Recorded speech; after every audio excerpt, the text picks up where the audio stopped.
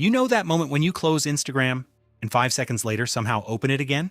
You weren't even thinking about it, your finger just did it. Or maybe you promised yourself you'd eat healthy tonight, but an hour later you're standing in the kitchen with a bag of chips already open.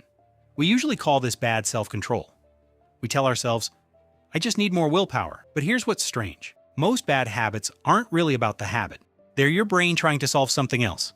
And once you understand what it's actually looking for, breaking one becomes a completely different problem. Your brain loves shortcuts. Think about brushing your teeth. You don't stand there deciding which tooth to brush first. You've done it so many times it's automatic. Bad habits follow the same pattern, what psychologists call the habit loop. Cue, routine, reward. You're working and suddenly feel stressed. That's the cue. Without thinking, you pick up your phone. That's the routine. For a few minutes, you stop thinking about work.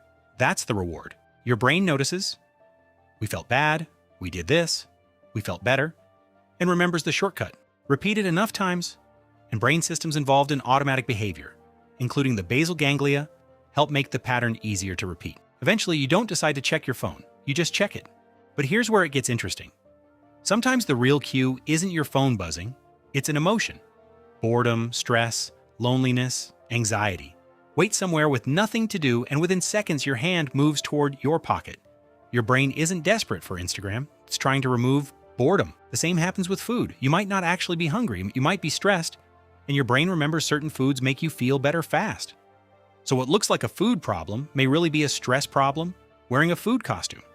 Fight only the food without the stress, and your brain keeps searching for relief. Then there's dopamine. You've probably heard it called the pleasure chemical, but it's really about motivation and anticipating rewards. Your brain gets excited not just when something good happens, but when it thinks something good might happen. Maybe a message, maybe a like, maybe nothing. That uncertainty is what makes checking so powerful, sometimes more powerful than whatever you actually find. So how do you break a habit like this? Instead of trying to stop it immediately, first figure out what it's doing for you. For the next week, become a detective of your own behavior. Whenever you catch yourself doing the habit, ask what happened right before it. Where were you? What were you feeling? You might discover you scroll when work gets hard, snack when you're bored, or procrastinate when you're afraid of not doing something perfectly. Once you know the real trigger, you have something you can actually change. But there's a common mistake, removing the habit and leaving nothing in its place. If stress triggers your scrolling and you just take away your phone, the stress is still there. So instead, give your brain another route to the same reward. A 5-minute walk, a stretch, a few slow breaths. The exact replacement matters less than whether it addresses the need underneath the habit. You're not telling your brain, don't scroll. You're teaching it, when I feel this way, here's something else we can do.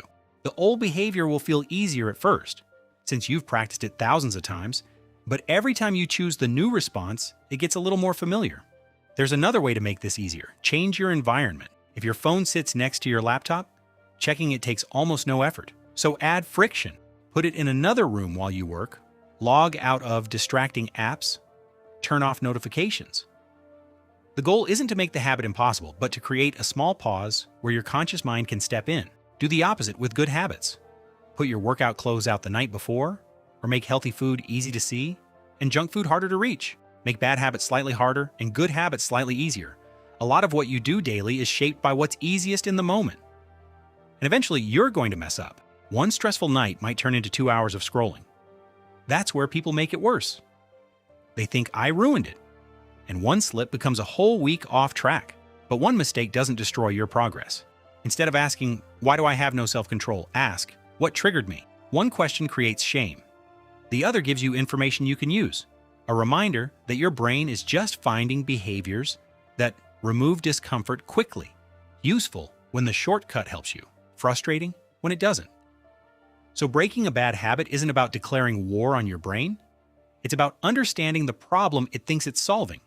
Find the trigger. Figure out the reward you're after. Give your brain a better way to get it, then make the better choice the easier one. Start with just one habit. Every time you respond differently to the same trigger, you're not just stopping a bad habit. You're showing your brain a better way to get what it was looking for all along.